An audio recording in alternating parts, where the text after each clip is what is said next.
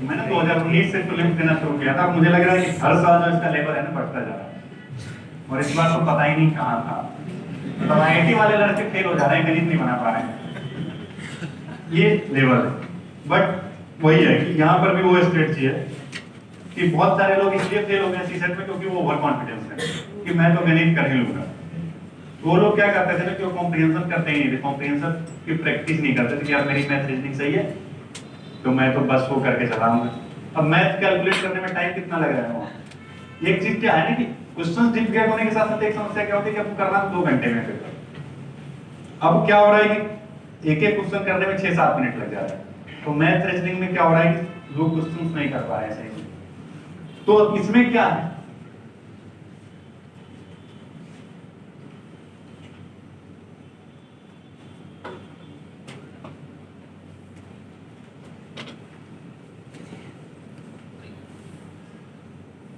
ये आपकी पहली प्राथमिकता होनी चाहिए।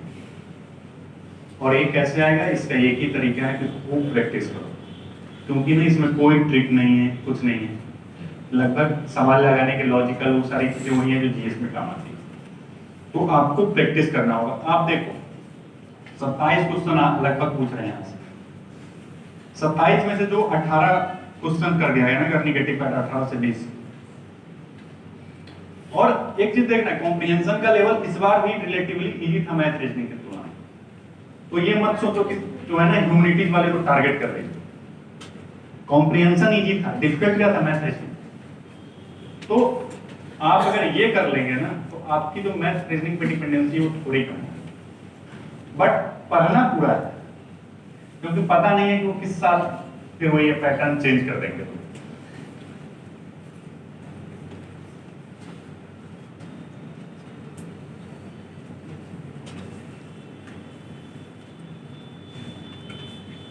यार देखो ये पढ़ना इसलिए जरूरी है कि कई बार क्या होता था कि हमें मैथ नहीं आता था, हम सोचते थे कि अच्छा कॉम्प्रिहेंशन प्लस रीजनिंग कर लेते। उन्होंने रीजनिंग में नया गेम कर दिया है, रीजनिंग में गणित लगा दिया। जो स्टेटमेंट वाले जो क्वेश्चन देते हैं ना उसमें नंबर सिस्टम के क्वेश्चन दे देते हैं, बोलते हैं इसका रीजनिंग सॉल्व करो। तो रीजनिंग तभी सॉल्व होगा जब आपको नंबर सिस्टम आता हो। तो बात यह है कि अब आपको सब कुछ पढ़ना होगा। सीसेट को लेकर तो हमारी पहले राय होती थी कि लास्ट के 1 महीने पढ़ के कर लेंगे, उसको चेंज कर दो, एज ए सब्जेक्ट इसको पढ़ो। जैसे हम हिस्ट्री ज्योग्राफी पॉलिटी पढ़ रहे हैं वैसे ही हमें सीसेट भी पढ़ना होगा। थोड़ा आपके लिए काम बढ़ा दिया जो थोड़ा ज्यादा मेहनत करो।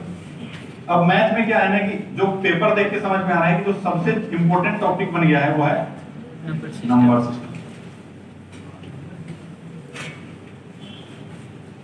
दूसरा है पीएमसी, परमुटेशन एंड कॉम्बिनेशन। इस 2 टॉपिक से तो बहुत ही ज्यादा क्वेश्चन पूछ रहे हैं। फिर आप जो बाकी के बेसिक टॉपिक है जैसे एवरेज है, परसेंटेज है, ये सब कर लो, एटलीस्ट इतना आपको करना पड़ेगा। फिर आता है रीजनिंग। रीजनिंग में इस पर भी कुछ क्वेश्चन इजी थे, ऐसा नहीं था कि सारे क्वेश्चन डिफिकल्ट थे। जैसे जो वर्ड वाले क्वेश्चन होते हैं कि अगर दिल्ली को बॉम्बे लिखा जाता है तो उसको क्या लिखा गया, इस तरह के क्वेश्चन इस बार भी थे। कैलेंडर के क्वेश्चन पूछे गए थे, घड़ी वाले क्वेश्चन पूछे गए जो रिलेटिवली इजी होते हैं। तो रीजनिंग में कुछ क्वेश्चन आसान पूछे गए थे, तो रीजनिंग तो आपको करना ही। ये इसलिए बहुत ज्यादा आपसे करना है क्योंकि जो नंबर सिस्टम में स्टेटमेंट पूछ रहा है वो भी इससे पूछेगा कि 3 ये पहला स्टेटमेंट दे देगा कि 3 अंकों की एक संख्या है और फिर उससे कंक्लूजन विड्रॉ करेगा, ऐसा कुछ करके। अब उसके लिए जरूरी है कि आपको नंबर सिस्टम आना चाहिए, तो स्किप नहीं कर सकते इसको। जरूरी यही है कि एज ए सब्जेक्ट अब आप इसको लो और पूरे साल पढ़ने की कोशिश करो।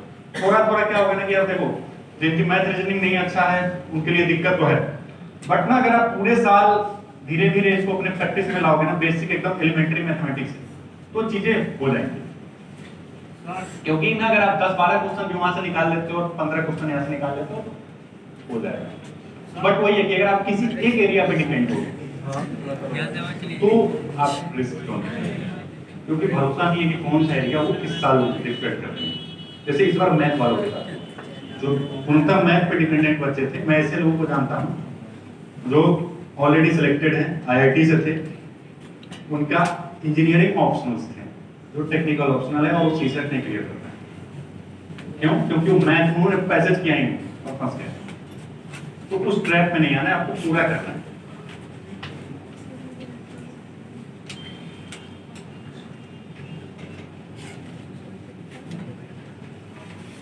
बात कर लेते हैं मेंस की। मैं एक बार अपने तरफ से कर देता हूँ फिर।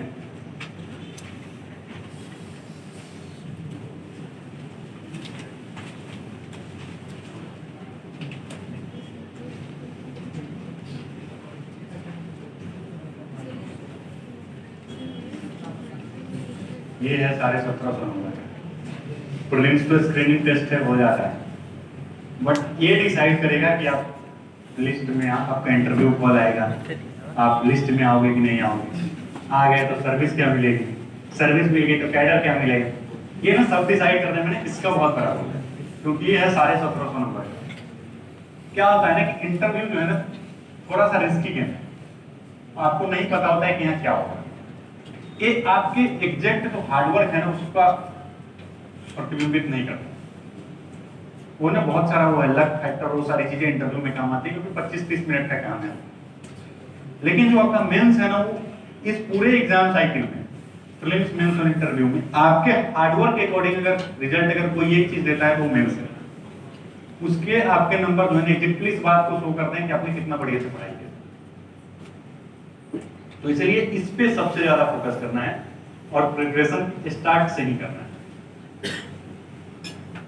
अब इसमें वही है जीएस, इससे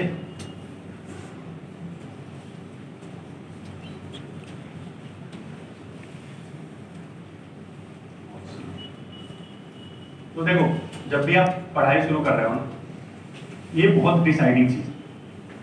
तो एक तो लेने से पहले सोच रहे हैं कि जो भी ले रहे हो ठीक ठाक तरीके से, और लेने के बाद आपकी कोशिश होनी चाहिए कि आप इसमें एक्सेल करो।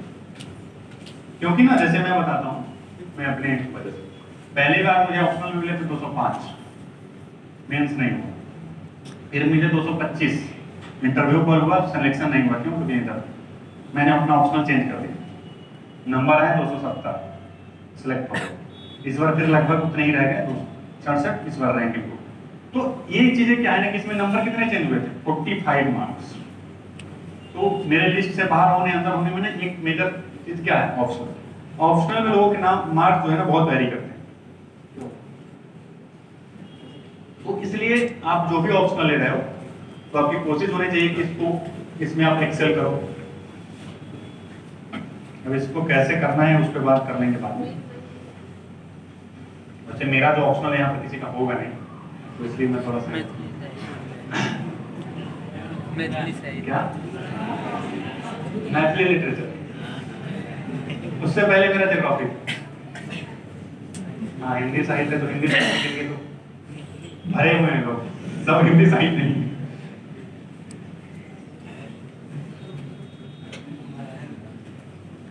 यार देखो कंटेंट वाली बात मैं इसमें भी स्किप कर रहा हूँ, क्योंकि मैंने ना अगर आपको देखना होगा तो उसमें बता रखी है, आप देख लेना एक बार, या फिर वो ब्लॉग भी लिख रखा है। मैं बताता हूँ कि यार स्कोर कैसे करना है मेंस में।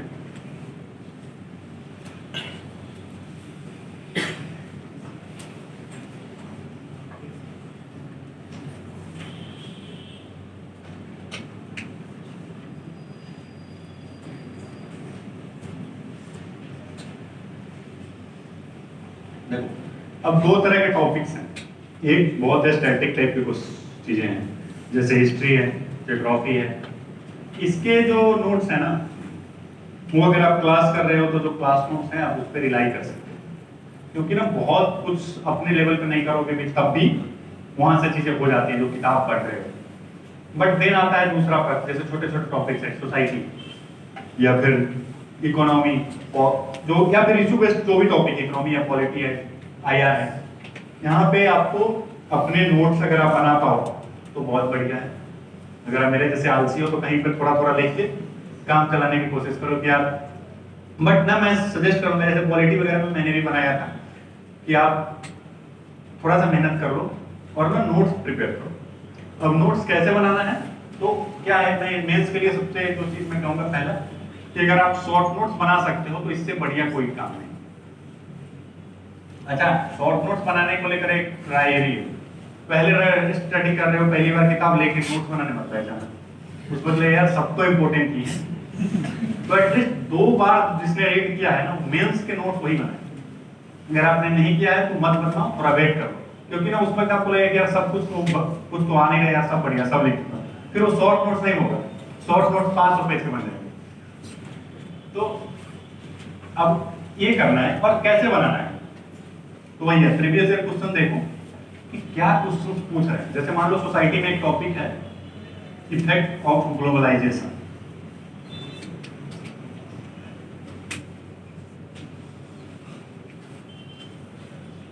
और इंडियन सोसाइटी ऐसा करके टॉपिक है।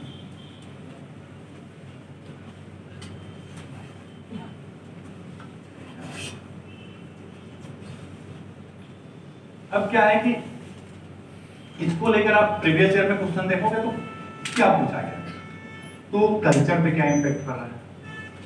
और वो ये पूछ रहे हैं कि भाई जो वैश्वीकरण है उसने भारतीय संस्कृति को क्या नकारात्मक रूप से प्रभावित किया है। अब मान लो ये क्वेश्चन किसी भी रूप में पूछा जाए, आपका आंसर उसी फॉर्मेट में आएगा, पॉजिटिव इंपैक्ट क्या था और नेगेटिव इंपैक्ट क्या था। वो पूछेंगे कि अच्छा इसके वजह से क्या भारत की जो संस्कृति या विविधता खतरे में है, वैश्वीकरण के कारण भारत में जो बहुलता या विविधता है वो खतरे में। तो ना पहले आप लिखोगे कि कैसे खतरा है, अब उसमें आप पॉइंट लिखोगे कि हाँ ये हमारे लैंग्वेज पे क्या हुआ है, इंग्लिश का वो बढ़ गया है, हमारे ट्रेडिशंस मतलब हमारे जो फेस्टिवल है वो कम हो गए हैं, और जो ग्लोबल इस तरह के जो चीजें हैं वो ज्यादा आ रही हैं। तो ऐसे एक करके आप पॉइंट्स लिखोगे, एग्जांपल्स लिखोगे, फिर आपको काउंटर पॉइंट्स देना होगा कि नहीं यार देखो हमारी जो छठ है या इस तरह की फेस्टिवल जो ग्लोबलाइज हो रही है, हमारे फूड्स ग्लोबलाइज हो रहे हैं, तो क्या है ना कि भारत की परंपरा या जो संस्कृति है उसका वैश्विक प्रसार भी बढ़ा है। तो आपको ऐसे क्वेश्चंस में क्या करना है, दोनों पॉइंट देने हैं। तो जब आप नोट्स मेकिंग कर रहे हो ना, तभी आप ऐसे लिखो कि क्या होगा वैश्वीकरण से, और इस पे आए तो पहले से एक अच्छा इंट्रोडक्शन लिख के रखो। तो नोट्स मेकिंग का जो पूरा प्रोसेस है ऐसा होना चाहिए कि जो प्रोबेबल क्वेश्चंस होते हैं ना, क्वेश्चंस के फॉर्मेट में पढ़ना सीखो। जैसे मान लो कि पॉलिटी में कोई क्वेश्चन आ रहा है शक्ति का विकेंद्रीकरण को लेकर, जैसे इस पर पूछा भी था उन्होंने कि शक्ति के विकेंद्रीकरण ने एक सवाल पूछा था उन्होंने, ग्रास रूट लेवल पे डेमोक्रेसी को कैसे प्रभावित किया, चेंजेस को कैसे लाया। तो जब आप पंचायती राज पढ़ रहे हो या डिसेंट्रलाइजेशन ऑफ वो पढ़ रहे हो पावर, तो आपको पढ़ना होगा कि इसका पॉजिटिव इफेक्ट क्या, पहले संविधान में क्या चेंजेस हुए, फिर आप नोट्स बनाओ कि अच्छा इसके पॉजिटिव क्या हुए, इसमें अभी भी चैलेंजेस क्या है। तो ऐसे आप एक प्रॉपर नोट शॉर्ट नोट्स में बनाना कि संवैधानिक, फिर दूसरा बना लेना कि इसमें पॉजिटिव क्या हुए प्रभाव, फिर इसमें चुनौती क्या है,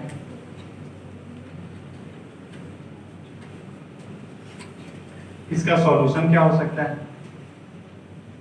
तो आप पढ़ोगे जब इस फॉर्मेट में ना, तो क्या होगा कि जब आप मेंस के आंसर लिखने जाओगे ना, तो आपको स्ट्रक्चर में चीजें याद आएंगी।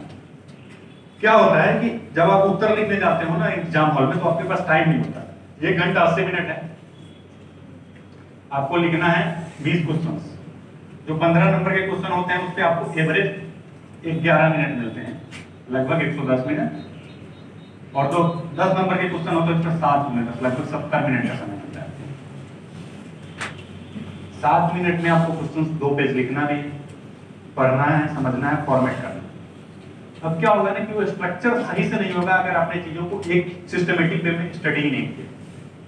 तो इसलिए अगर आपने इस तरीके से पढ़ा ही, तो जैसे ये क्वेश्चन सीधे सीधे इस बार पूछ लिए, और अगर मैं वैसे ही पढ़ के गया हूं तो मुझे बस लिखना है वहां वो। दूसरी चीज क्या है कि जो नोट, अच्छा उसमें बताता हूं मैं वैल्यूएशन। तो ये है कि आपको पहला पॉइंट जो था मेंस में स्कोर करने को लेकर कि अगर आप नोट्स बनाओ तो कैसे बनाना है, और कोशिश करना है कि जो भी इंपोर्टेंट टॉपिक है, हिस्ट्री ज्योग्राफी में नहीं बनाओगे तो चलेगा, क्योंकि ना वो बहुत बल्कि भी है और लगभग क्लास नोट से चीजें आती हैं, अनसर्टेन चीजें आती हैं थोड़ा सा, क्योंकि भूगोल में सब कुछ इंपोर्टेंट होने लगता है एक तरीके से देखो। बट जहां पे तुम आइडेंटिफाई कर सकते हो, जैसे पॉलिटी वगैरह में क्या है कि जो चीजें चर्चा में होंगी वो पूछ लेगा। जैसे राज्यपाल की भूमिका को लेकर बहुत विवाद चल रहा है लगातार न्यूज़ पेपर, तो राज्यपाल की भूमिका से जुड़ा हुआ कोई स्टैटिक सवाल बना देंगे। तो क्या होगा कि आप न्यूज़पेपर में पढ़ रहे थे कि लगातार राज्यपाल के ऊपर कंट्रोवर्सी आ रही है, तो अब आप जाओगे लक्ष्मीकांत से उसके बेसिक्स पढ़ लिए थोड़ा सा कि क्या है, उसको लेकर तो आर्टिकल्स लगातार न्यूज़पेपर में लिखे गए, तो उसके पद को लेकर क्या चुनौतियां हैं, क्या मिसयूज है। फिर उसको लेकर अलग अलग कमेटी ने सिफारिश दी होगी कि पुंछिया ने कुछ बोला है, सरकारिया कमीशन ने बोला है, उसको कर लिया। फिर सुप्रीम कोर्ट ने अपने जजमेंट में कुछ बोला होगा उसको। अब क्या है ना कि ये सारी इंफॉर्मेशन आप पढ़े हो, उसको क्या करना, एक जगह कर लीजिए। अब चीजें अरेंज हो गई, अब क्वेश्चन कुछ भी आएगा ना आप लिख दोगे। तो पेपर 2 पेपर 3 की अच्छी बात क्या है ना कि वहां पर जो चीजें आती हैं लगभग वो आती है तो चर्चा में होता है, तो उसको प्रिपेयर करना इसलिए थोड़ा सा जरूरी हो जाता है।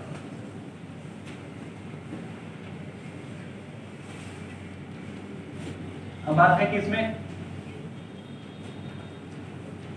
लिखना क्या है, मतलब कैसे अच्छा लिखना है। दूसरी चीज यही आती है कि अगर आपने नोट्स बना भी लिया, पढ़ भी लिया, तो कैसे लिखें बढ़िया।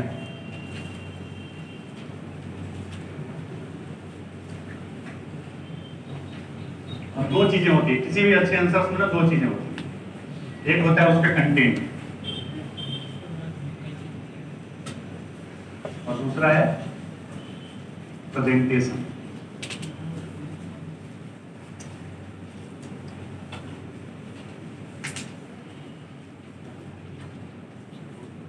कंटेंट हो गया, आपके पास नोट्स है, आपने पढ़ा है, बट अब करना है वैल्यू एडिशन।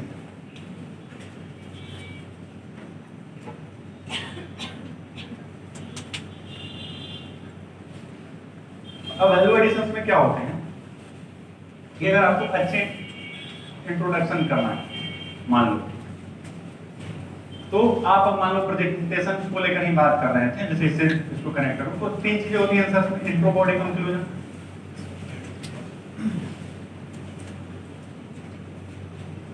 अब क्या है ना कि वैल्यू एडिशन में आप डेटा लिखोगे, रिपोर्ट है, अगर किसी वर्ल्ड बैंक ने कुछ बोला है, किसी ने कुछ बोला है तो वो लिखोगे। किसी कमेटी का जजमेंट है, मतलब यार सुप्रीम कोर्ट का कोई जजमेंट है, किसी कमीशन ने कुछ बोला है, संविधान में कोई अनुच्छेद है, ये सारी चीजें क्या है, ये है आपके स्कोर को बढ़ाने के लिए बहुत जरूरी चीजें हो जाती है, क्योंकि ना इससे आपकी बात प्रमाणिक लगती है। जैसे ना अगर ये आपसे पूछा जाए कि कोई सवाल पूछ लिया वर्ल्ड इकोनॉमी की सिचुएशंस क्या चल रही है, उसमें आप बोलोगे कि हम अभी कोविड की वजह से दुनिया में मंदी की संभावना दिखाई दे रही है, एक मैं ऐसे बोल रहा हूँ, दूसरा बोल रहा है कि विश्व बैंक की रिपोर्ट के अनुसार ग्रोथ रेट इतना प्रतिशत से घटकर इतना प्रतिशत होगा। अब आप एग्जामिनर हो, दोनों ने सेम बातें बोली, बट पढ़कर कौन ऑथेंटिक लग रहा है, आप किसको नंबर दो। जीएस 3 में लोग इसलिए स्कोर नहीं कर पाते क्योंकि वो ऐसी बातें कर देते हैं कि महंगाई में वृद्धि होगी, समृद्धि में कमी होगी, निर्यात में ये होगा, ठीक है, ये बहुत जनरलाइज बात है। आप क्या उस बात को सब्सटेंशिएट कर पा रहे हैं, और सब्सटेंशिएट कहां से करोगे, अगर आपके पास फैक्ट हो। वो फैक्ट इकोनॉमिक सर्वे में मिल सकता है, न्यूज़पेपर में मिल सकता है। तो जैसे कि मान लो एक सवाल ऐसे पूछ ले कि भारत में पीडीएस सिस्टम में इन सब चीजों की नेशनल फूड सिक्योरिटी एक्ट होने के बावजूद भी क्या भारत फूड की जो समस्या है उसको सॉल्व कर पाया, तो आप उसके अगेंस्ट में आर्गुमेंट लिखने जाओगे कि नहीं कर पाया, तो आप कैसे बताओगे कि नहीं कर पाए। आपको डेटा देने होगा ना कि एनएफएचएस में भाई कितना प्रतिशत लोग जो है वो एनीमिया है, ग्लोबल फूड हंगर इंडेक्स जो है उसमें हमारी रैंक इस तरीके से है, कितने प्रतिशत लोग स्टंटिंग का शिकार है, कितने प्रतिशत लोग वेस्टिंग का शिकार है। आप ये सिर्फ लिख दोगे पॉइंट कि हाँ यार लोगों में ये समस्या है, तो उससे बात प्रमाणिक नहीं आती। लेकिन जब आप डेटा के साथ बात करोगे ना, तो लगेगा कि नहीं आपने सच में ठीक ढंग से चीजों को समझा दिया और पढ़ा दिया। तो नंबर अच्छे तभी आते हैं, एवरेज से अच्छे उत्तर वो होते हैं जिसमें ये सारी चीजें हो। अब इसका यूज कैसे करना है, अच्छा एक चीज करना कि ये सारी चीजों के लिए ना एक अलग से छोटी वाली नोट्स पैड ले लेना और फैक्ट शीट का एक अलग से नोट्स बनाओ। अब उसमें करना क्या है कि एक टॉपिक आपने लिख लिया महिला, अब मान लो कोई टॉपिक आपने एक पेज लिया, नाम पर लिखा महिला, और ना महिला से जुड़े जितने डेटा हैं इंपोर्टेंट कि उसकी राजनीतिक भागीदारी कितनी है इसको लिखा है। तो आपको पता है कि आप पार्लियामेंट में 14% महिला है, ये डेटा लिख लीजिए। इसका लेबर फोर्स पार्टिसिपेशन रेट क्या है ये लिख दिया। जेंडर मतलब पे गैप क्या है ये लिख दिया, किस कमेटी ने उसके अकॉर्डिंग। अब क्या है महिलाओं से जुड़े सारे चीज आपने एक साथ लिख दिया, सरकार ने कौन कौन सी स्कीम चला रखी है ये लिख दिया, इनके खिलाफ जो एनसीआरबी का क्राइम का डेटा है वो लिख दिया। अब जब भी महिलाओं पे कोई भी सवाल आए तो आपके पास भर के तथ्य हैं जिसके माध्यम से आप अपनी बातों को प्रमाणित कर सकते हैं। और फिर एक साथ रहेगा ना तो आप रिवीजन आसानी से कर सकते हो। इवन एग्जाम जब आप मेंस लिखने जा रहे हो उससे पहले एक बार देख लोगे तो सारे डेटा रिकॉल हो जाएंगे। तो ये कर लो कि आप ना डेटा जो भी पढ़ो, और इसको लेकर अलग से नहीं है कि एक दिन बैठ के डेटा लिखना है। फैक्ट शीट रखो, जहां भी पढ़ रहे हो उसमें लिख लो बस। अगर आप मेंस 365 से पढ़ रहे हो तो वहां से लिख लो, न्यूज़पेपर में कुछ अच्छी चीजें मिली तो वहां से लिख लो। तो ये नहीं है कि एक दिन बैठ के चलो आज डेटा बनाते हैं, बस एक फैक्ट शीट रखना है जिसमें आपको चीजों को एनाउंस करना है। तो ये है, तो इससे क्या होगा ना कि आपका वैल्यू एडिशन बहुत अच्छा हो जाएगा, आपके आंसर्स की जो क्वालिटी है वो बहुत इनरिच हो जाएगी। हम आता है कि लिखना कैसे। देखो इंट्रो, अच्छा इंट्रो बहुत जरूरी है। अब इसकी 3 चीजें हैं। परिभाषा, इसका यूज तब करना है जब कोई बहुत डिफिकल्ट टर्म पूछ ले आपसे। अब ऐसा नहीं कि वो पूछ रहे हैं कि जलवायु, मतलब बहुत सिंपल सा कोई पूछा लाइन, जैसे नवीकरणीय ऊर्जा, आपको बता रहे नवीकरणीय ऊर्जा उस ऊर्जा को कहते हैं, ऐसी बातें नहीं करते। अगर रिन्यूएबल एनर्जी पे क्वेश्चन है तो सीधे फैक्ट्स पे जाओ कि वर्तमान में इतना प्रतिशत है, इसलिए हमारा टारगेट। समझ रहे हो ना? तो परिभाषा वहां जहां पे क्वेश्चन डिफिकल्ट है, मतलब कोई टर्म डिफिकल्ट टर्म है।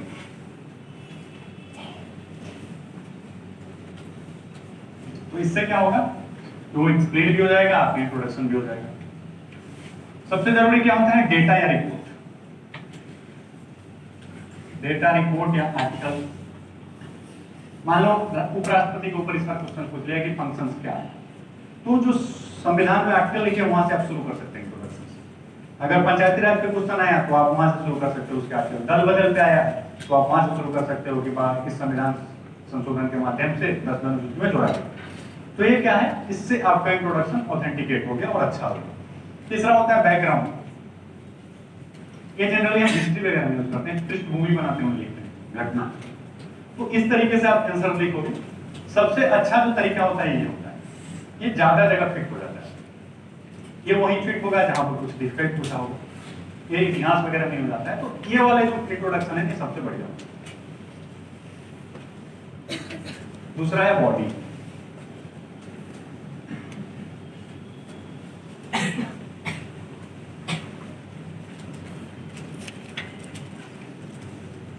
इसमें सबसे जरूरी चीज जो होता है कि प्रश्न को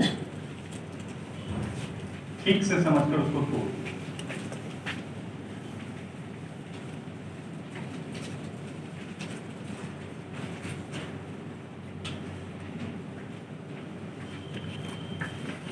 ठीक से तोड़ने का मतलब यह है, जैसे मान लो आपसे सवाल पूछ लिया गया कि भारत में निर्यात सेक्टर्स में क्या संभावनाएं हैं, स्पष्ट करें, ऐसे ही कुछ पूछे, या भारत में निर्यात संभावनाओं की समीक्षा करें, इस तरीके से पूछा। तो आप इंट्रो लिख दिए कि वर्तमान में इतना प्रतिशत डेटा, ये हमारा टारगेट, हमने ऐसा कुछ इंट्रोडक्शन लिया। अब हम बॉडी में आए तो हम बताएंगे इसके मान लो इस तरह के सवाल है कि भारत की इकोनॉमी के लिए क्या है, तो सबसे पहले मान लो इस महत्व पूछा है तो हम इसको लिखेंगे कि ये किस तरीके से हमारे लिए इंपॉर्टेंस क्या है, और उसमें ऐसे पॉइंट बना देंगे 1 पॉइंट 2 पॉइंट 3 पॉइंट 4। अच्छा याद रखना, अभी ना 150-250 वर्ड में आंसर्स लिखना, पूरा सेंटेंस नहीं लिखना होता है। अगर आप ना सिंपल बात करो कि इंपोर्टेंस क्या है, आर्थिक समृद्धि, और इससे जुड़ा अगर कोई डेटा आपको पता है तो यहाँ पर ऐसे करो कि कितना प्रतिशत, मान लो XYZ प्रतिशत इसकी संभावना है इस रिपोर्ट में। इससे ज्यादा मतलब ना हमें पूरा नहीं लिखना है कि इस प्रकार देखते हैं कि निर्यात में वृद्धि से भारतीय अर्थव्यवस्था में, ऐसे जो है ना वो यूनिवर्सिटी वाली कहानी नहीं बनाई। जितना कम शब्द लिखो और जितना फैक्ट लिखो उतना बढ़िया। तो ये एक तरीका है। फिर इसके बाद दूसरे पक्ष में जाओ, दूसरा सब हेडिंग बनाओ कि चुनौती, और फिर उसमें लिखो ये चुनौती है, ये चुनौती है, ये चुनौती है, ये चुनौती है। फिर तीसरा पक्ष फिर बनाओ, इसके लेकर प्रयास क्या किए गए सरकार के तरफ से, ये किया गया, इसको ये कमेटी बनाई गई, ये इसमें चेंज किया गया, जो भी पॉइंट है आप रखे हो। फिर आगे क्या किया। अब क्या हुआ ना कि आपने बहुत सारी चीजों को स्ट्रक्चर पे लिख दिया, तो लगभग उस क्वेश्चन के जितने एस्पेक्ट है ना आपको कवर करना। मान लो कई बार क्या होता है कि अगर आप किसी चीज के इंपोर्टेंस वगैरह लिख रहे हैं ना, उसको भी मल्टी डायमेंशनल आप बना सकते हो कि इसके सामाजिक प्रभाव क्या हो सकते हैं। राजनीतिक क्या हो सकते हैं, पर्यावरणीय क्या हो सकते हैं। हालांकि जरूरी नहीं कि ये चीजें सब जगह लागू हो, बट जहां पर लागू हो सकता है उतना मल्टी डायमेंशनल आप बना लो। अगर नहीं लागू होता है कोई बात नहीं, हर जगह हर चीजों को फिट नहीं करना, आपको लिखना वही है जो क्वेश्चंस की डिमांड हो। तो क्वेश्चंस के डिमांड में को ध्यान में रख के स्ट्रक्चर तरीके से चीजों को तोड़ना सीखो और फिर सब हेडिंग्स बनाते हुए लिखो। और लिखने में क्या रखना है, फैक्ट कम सब बढ़िया रिप्रेजेंटेशन। और रिप्रेजेंटेशंस के लिए कई सारी चीजें कर सकते हो, फ्लो चार्ट बना। मान लो आपसे हीट बजट पूछ दिया इसी साल, अब हीट बजट को दिखाने का क्या तरीका, वही है इतना प्रतिशत आया, फिर यहाँ से इधर गया, ऐसा कुछ करते चले जाओगे, फिर इसमें से ऐसा हो। तो ये क्या है, फ्लो चार्ट। तो एक तो फ्लो चार्ट यूज करो, दूसरा है आप डायग्राम यूज करो। डायग्राम या इसको बोले मैप। अब ज्योग्राफी के क्वेश्चंस में मैप डायग्राम बहुत यूज है, अगर इसके बिना ज्योग्राफी लगता ही नहीं। जैसे मान लो उन्होंने सवाल पूछ लिया आपसे इस बार की जलधारा की, इस बार आया था 15 नंबर के समुद्री धारा। अब उसमें आप प्रॉपर वर्ल्ड मैप बनाओ एक ऐसा, उसमें पूरे धाराओं को दिखाओ कौन कहाँ जा रहे हैं।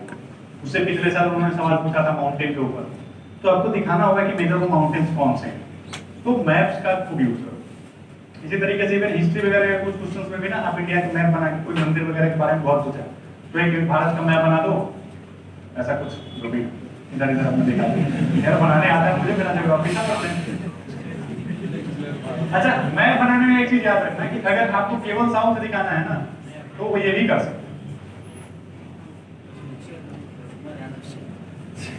यार, मेरा ज्योग्राफी था, मुझे अच्छे मैप बनाने आते हैं।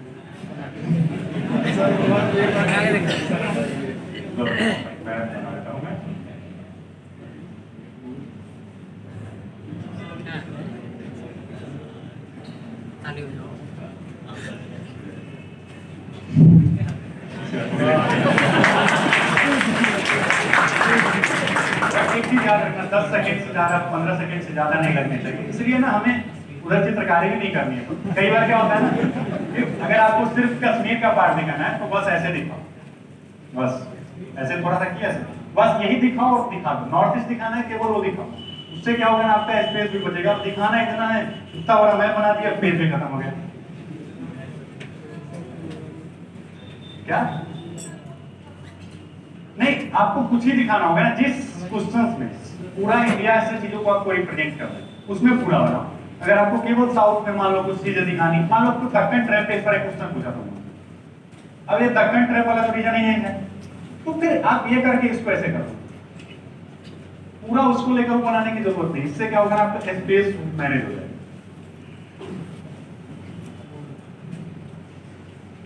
तो ये था। दूसरा चीज क्या था कि मतलब डेटा फैक्ट्स के बाद वो है कि डायग्राम मैप जितना यूज कर सकते हो करो। तीसरी चीज होती है एग्जांपल्स। आप जैसे सोसाइटी वगैरह के क्वेश्चन देख रहे हो तो उसमें आप खूब सारे एग्जांपल्स लिखने की कोशिश करो, और वो एग्जांपल तो आपको न्यूज़पेपर वगैरह से मिल जाएंगे, तो उससे भी चीजें ना अच्छी लगती हैं। उसके बाद और क्या कर सकते हैं हम आंसर में, वैल्यू डिस्टेंस को लेकर लगभग चीजें होंगी। फिर कंक्लूजन को क्या है, कंक्लूजन जो होता है ना, ये इसमें दो तीन चीजें हैं। एक तो ऑप्टिमिस्टिक होना चाहिए, मतलब आपका कंक्लूजन पढ़ के एग्जामिनर को ये लगे कि यार ये क्या निराशावादी आदमी, तो लगे यार कुछ नहीं हो सकते हैं। ये वाला भाव नहीं आना चाहिए पढ़ के। कोई समस्या पर क्वेश्चन पूछा है और आप लिख रहे हैं कि नहीं ये समस्या बहुत खराब है, इससे कुछ नहीं हो सकता। बात है क्योंकि आज के आपको आपसे एक्सपेक्ट किया जा रहा है कि आप उसका सॉल्यूशन निकालोगे, तो इसलिए ऑप्टिमिस्टिक होना चाहिए। दूसरी एक आध और चीज, भारी भरकम शब्द का यूज कर देना चाहिए, ये स्ट्रेटजी काम आती है। भारी भरकम शब्द क्या, सतत विकास, सामाजिक न्याय, समावेशी विकास, ऐसे ऐसे जो वर्ड होते हैं ना। एक चीज और जो मैं बोलना भूल गया था बॉडी में, कि लिख लेना, शब्दावली जो होती है ना, ये सब्जेक्ट के अनुकूल होनी चाहिए। जैसे अगर आप भूगोल लिख रहे हो ना, तो भौगोलिक शब्दों का यूज करो कि वायु के अपवहन के कारण, मतलब वायु के आरोहण के कारण एडियाबैटिक स्खलन होता है। वैसे मत लिख देना कि यार वायु के ऊपर जाने से हवा ठंडी हो गई, नहीं ठीक लगता है। कि हर विषय का जो पेपर चेक करने वाला है ना, उसकी एक वोकैबुलरी बनी हुई है उसको लेकर, और अगर उसमें नहीं लिखा जाएगा ना तो वो पढ़ने में अच्छा नहीं लगता। तो इसीलिए शब्द जो है, लिखने का शब्द और बातचीत करने का शब्द है, उसमें थोड़ा सा अंतर है। तो ये हाँ, तो कंक्लूजन में क्या करना है, ऐसे चीजें जो होते हैं ना, बेसिकली ये सब गोल है, सस्टेनेबल डेवलपमेंट गोल से जोड़ सकते हो, सामाजिक न्याय, समावेशी विकास, इससे जोड़ सकते हो।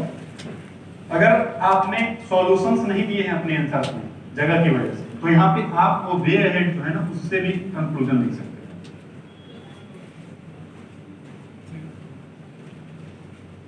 वो ये आंसर हो सकते हैं। अच्छी चीज है कि कुछ जगह पे ना आप पहले से भी कंक्लूजन अच्छा लिख के अपना रेडी रख सकते हो, उसको चेंज किया जा सकता है।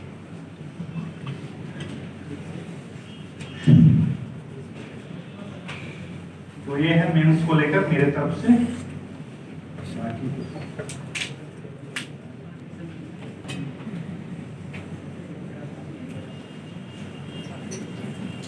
एथिक्स और ऐसे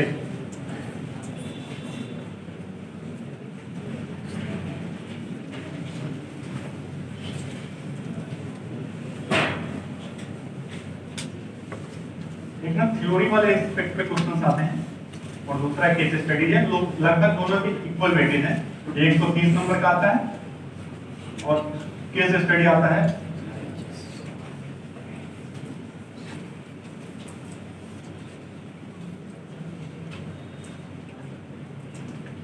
ये जो पक्ष है, इसको पढ़ना कहां से है, क्लास होगी, नोट्स, और मैंने क्या किया था, प्रिंटेड मटेरियल जो पढ़ा था, उसके अलावा फोरम की एक आती है रेड बुक करके, वो अंग्रेजी में है अलग, तो मैंने उससे थोड़ी सी वैल्यू एडिशन किया था। इसके बाद जो चीजें, तो इससे ना आपको क्या करना है, परिभाषाएं अच्छी याद रखिए। मतलब ना एथिक्स में आपकी परिभाषा जितने सटीक और गुणवत्तापूर्ण होंगे ना, आंसर की शुरुआत उतनी ही अच्छी होगी। क्योंकि जो परिभाषा वाला इंट्रोडक्शन की बात कर रहा हूँ, एथिक्स में सबसे ज्यादा काम आता है। और परिभाषा फिर अच्छा लिखिए। तो सबसे पहले आपको एथिक्स में क्या करना है, सिलेबस में जितने भी टॉपिक्स दिए हुए हैं ना, उसकी परिभाषाएं आपको बहुत अच्छे ढंग से आनी चाहिए और याद होनी चाहिए। फिर बाकी की जो बेसिक चीजें वो भी आपको क्लास नोट्स में मिल जाएगी। अब आपको अपने तरफ से क्या करना है, आपको ऐड करना है एग्जाम्पल। और मैं कहूंगा कि जो भी आप उदाहरण लिख रहे हैं ना, एक तो क्या है कि नोट्स वगैरह में चीजें दी हुई होती है, बट वो थोड़ा सा पुराना होता है और वो होता है, क्या बोलते हैं ना, लगभग सबके पास सेम एग्जाम्पल होते हैं, और वही महात्मा गांधी या मदर टेरेसा और टीएनसी से कुछ फिक्स एग्जाम्पल्स हैं जो और थोड़ा सा वो हो जाता है कि सबके पास सेम एग्जाम्पल, करंट चीजें नहीं होती। इसको क्या करो, जो वर्किंग ब्यूरोक्रेट्स हैं, जो अभी अच्छा काम कर रहे हैं, उनके साथ जोड़ो। जैसे मान लो कोई सवाल पूछ दिया जिसमें आपको वैल्यूज की बात कर रहे हैं कि एक सिविल सर्वेंट में XYZ वैल्यू होनी चाहिए। अब आप बात करो कि उसमें एम्पैथी होनी चाहिए, तो प्रशांत नायर जो है केरला में एक पीएम है, उन्होंने ऑपरेशन सुलेमानी चलाया था फूड के लिए, मतलब कोविड के टाइम। अब क्या ये अभी वो काम कर रहे हैं, तो क्या यूपी में भी होगा। बहुत सारी चीजें स्कीम्स आते रहती हैं, जैसे इनोवेशन, इनोवेटिव होना चाहिए। अगर आप एक पॉइंट लिख रहे हो अपने आंसर, तो अब कई सारी चीजें क्या है, जैसे कि गवर्नेंस को लेकर अवार्ड वगैरह मिलते हैं। तो जैसे गुमला के एक पीएम है, उन्होंने मिशन रागी करके चलाया, या फिर बिहार में एक पीएम थे, उन्होंने चनपटिया मॉडल चलाया। ये सब क्या है, बहुत इनोवेटिव आइडियाज जो लगभग लोगों को पता है, काफी लोगों को पता है, और इसका इम्पैक्ट बहुत होगा। तो ऐसे एग्जाम्पल्स आप ना न्यूज़पेपर से कलेक्ट कर सकते हो और उसको अपने आंसर्स में डालो। इससे क्या होगा ना कि बाकियों की तुलना में जो आपके एग्जाम्पल्स होंगे ना वो अच्छे होंगे, और आंसर्स की जो क्वालिटी है वो बढ़ जाएगी। तो आपको कोशिश करना है कि एग्जाम्पल्स अच्छे अच्छे लिखो। दूसरी चीज इसमें क्या करनी होती है, कोट।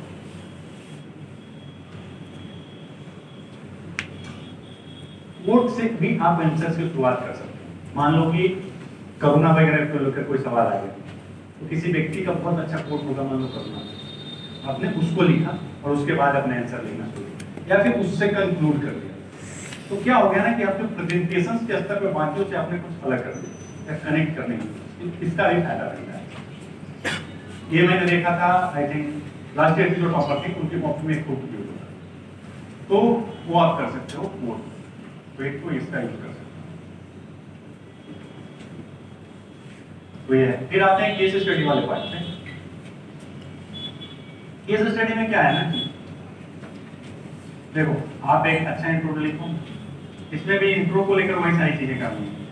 या तो आप किसी कोर्स से पर्यावरण पे आया तो पर्यावरण पे आपके पास कोई बहुत बढ़िया कोर्स है, उससे लिखते हुए आपने इसकी स्टार्टिंग कर दी। या फिर आपके जो संवैधानिक आदर्श हैं कि कॉन्स्टिट्यूशनल आइडियल्स हैं, कॉन्स्टिट्यूशन में तमाम चीजें दी हुई है, मान लो बाल श्रम पे आया तो आर्टिकल 23, 24 जिसमें उसको लेकर बात की, उससे कनेक्ट करते हुए आप शुरू कर देंगे। तो ऐसे इनको कर सकते हो। अगर जहां पर कुछ ना समझ में है ना तो केस स्टडी जिसके बारे में है ना उसका सारांश लिख दो। ये केस स्टडी इस बारे में बात करना चाहते हैं, जब कुछ ना समझ में आए तो सबसे आसान टॉपिक है, तो ऐसे इंट्रो करो। बॉडी में जनरली आप उस बॉडी लिखने से पहले एक चीज लिखनी होती है हितधारक।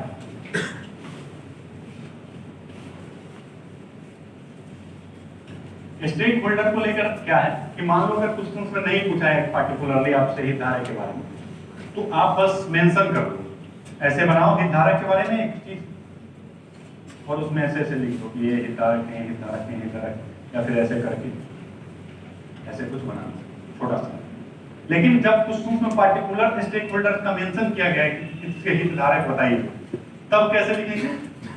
तब थोड़ा सा स्टाइल चेंज करेंगे।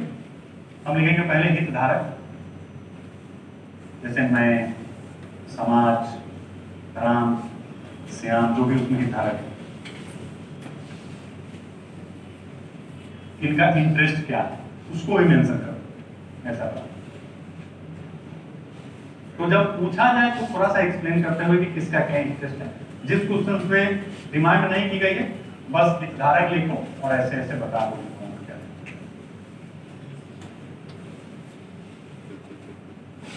अब बॉडी में क्या करना है, वही आपको बनाने होते हैं विकल्प ए। जनरली सबसे आसान चीज क्या है, जो पहला विकल्प लिखते हैं तो उसमें उसके पक्ष बिल्कुल वाले रखने की, एकदम एक एक्सट्रीम पक्ष वाला। दूसरा विकल्प एग्जैक्ट विकल्प जो होता है ना थोड़ा उल्टा होता है, दूसरा विकल्प ऐसा बना देते हैं उसके अगेंस्ट।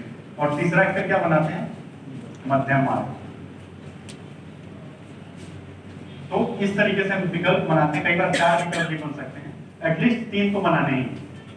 अगर 4 बन रहे हैं तो 4 बनाओ, बट 3 विकल्प तो आपको क्रिएट करना होगा।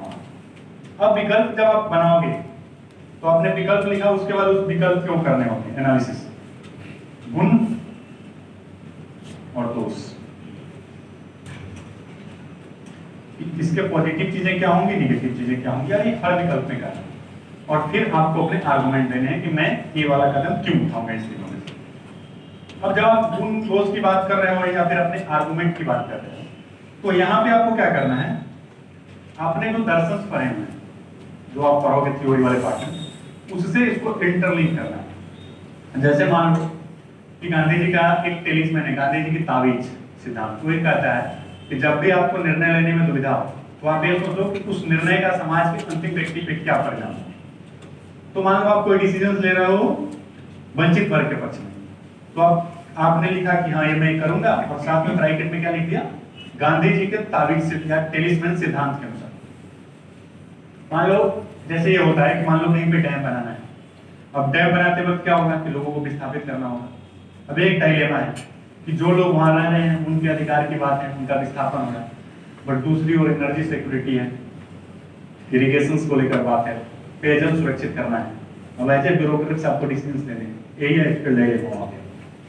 बट आप अगर कोई एक पक्ष में जाओगे तो आपको जस्टिफाई करना होगा कि क्यों डैम बनना चाहिए। तो आप इसमें कौन सा अप्रोच आएगा, इसमें क्या होता है कि हम ज्यादा लोगों के बारे में सोच रहे हैं कि चलो हम कुछ 100 लोगों को विस्थापित करके हम कई हजार लोगों के लिए चीजें सुरक्षित कर सकते हैं। तो यहाँ पर क्या आ जाता है, अधिकतम लोगों की अधिकतम सुख की बात हम कर रहे हैं। ये बेसिकली दर्शन में एक सिद्धांत है उपयोगितावाद। तो ये तो जब हम ये डिसीजन लेंगे ना तो साथ में लिखेंगे कि बेंथम एवं मिल्क उपयोगितावाद के अनुसार। इससे क्या होगा कि आप कनेक्ट कर रहे हैं। तो ऐसे क्या करना है कि आप दर्शन में जो भी पढ़ा है, गीता का निष्काम कर्म है, उससे कनेक्ट कर सकते हो आप अपने आर्गुमेंट को। कांट का निरपेक्ष आदेश है, उससे कनेक्ट कर सकते हो। तो तमाम चीजें जो आप वहां पे पढ़े उससे कनेक्ट करने की कोशिश करो। तो आपको अपने आर्गुमेंट को जस्टिफाई करने के लिए दर्शन का यूज करना है, पहला। दूसरा संवैधानिक दर्शन, संविधान के जो हमारे आइडियल्स है ना, एज ए ब्यूरोक्रेट्स वो भी हमारा भी आइडियल है। तो आपके जो डिसीजंस है ना उसके अकॉर्डिंग होने चाहिए, तो आप वहां से जस्टिफाई करने की कोशिश करो, या फिर कोई लॉ है उसमें तो उसको ध्यान में रखते हो तो आप ये कर सकते हो, डिसीजंस को अपने जस्टिफाई कर लेंगे और फिर उसके बाद एक कंक्लूजन। तो ये है केस स्टडी को लेकर।